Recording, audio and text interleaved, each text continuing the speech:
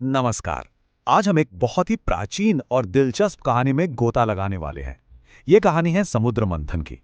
ये कथा है देवताओं, असुरों और अमर होने की एक ऐसी चाह की जिसने पूरे ब्रह्मांड का भविष्य ही बदल के रख दिया। तो चलिए इस कहानी की शुरुआत करते हैं एक सवाल के साथ। सोचा है कभी कि हिंदू धर्म के इतने शक्तिशाली देवताओं में से एक को नीलकंठ यानी नीले गले वाला क्यों कहते हैं? और इस कहानी का धरती पर होने वाले सबसे बड़े शांतिपूर्ण मेले कुंभ मेले से क्या लेना देना है?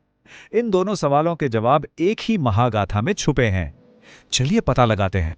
तो कहानी शुरू होती है एक बहुत ही अजीब, एक बहुत ही मजबूर गठबंधन से।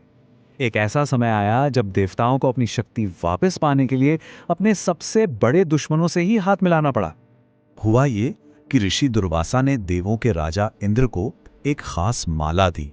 इंद्र ने उसे अपने हाथी को पहना दिया और हाथी ने वो माला जमीन पे फेंक दी। बस इस अपमान से ऋषि दुर्वासा इतने नाराज हुए कि उन्होंने सभी देवों को श्राप दे दिया कि उनकी सारी ताकत, सारी ऊर्जा, सारा सौभाग्य सब कुछ खत्म हो जाएगा।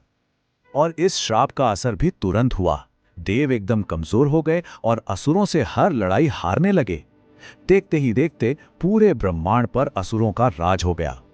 तो अब स्थिति ये थी, एक तरफ थे शक्तिहीन देव और दूसरी तरफ थे सर्वशक्तिमान असुर। अब इस मुश्किल घड़ी में देव मदद के लिए भगवान विष्णु के पास पहुंचे। विष्णु ने एक बहुत ही, कह सकते हैं, साहसी योजना सामने रखी। योजना थी क्षीर सागर, मतलब दूध के उस विशाल ब्रह्मांडीय महासागर को मथने की, ताकि उसमें से अमरता का अमृत निकाला जा सके। लेकिन एक पेंच था, ये काम देव अकेले कर ही नहीं सकते थे। उन्हें अपने दुश्मनों यानी असुरों के साथ काम करना था। और वादा ये हुआ कि जो भी अमृत निकलेगा उसे बराबर बांटा जाएगा। और बस यहीं से उस महान समुद्र मंथन की तैयारी शुरू हुई। अब ये कोई छोटा मोटा काम तो था नहीं। इसके लिए एक ऐसी मशीन चाहिए थी जो, कह लीजिए, पूरे ब्रह्मांड जितनी बड़ी हो। इस कमाल के मशीन के 3 मेन हिस्से थे, जैसा कि हम देख सकते हैं।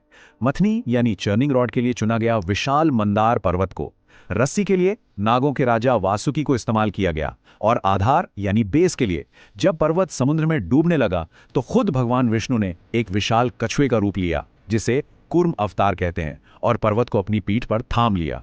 ये तस्वीर देखिए, इसमें पूरा नजारा एक साथ दिखता है।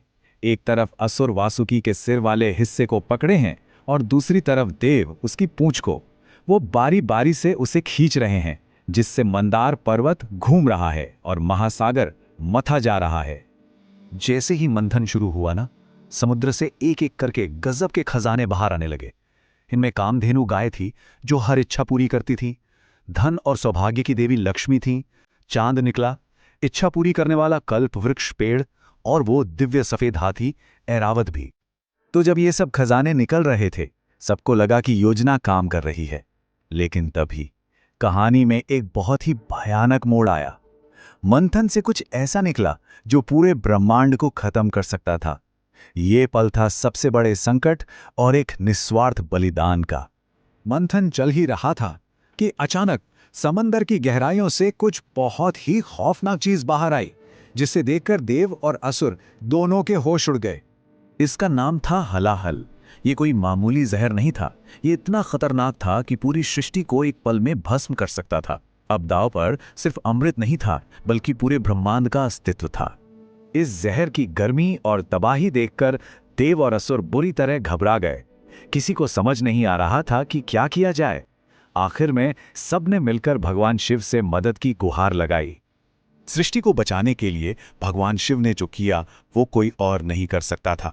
उन्होंने असीम करुणा के साथ वो पूरा जहर पी लिया। लेकिन जैसे ही जहर उनके गले तक पहुंचा, उनकी पत्नी देवी पार्वती ने उनका गला पकड़ लिया ताकि जहर उनके शरीर में ना फैले। उस जानलेवा जहर ने भगवान शिव के गले को हमेशा के लिए नीला कर दिया, और इसी वजह से उनका नाम पड़ा नीलकंठ। नील यानी नीला और कंठ यानी गला। और लीजिए, ये रहा हमारे पहले सवाल का जवाब।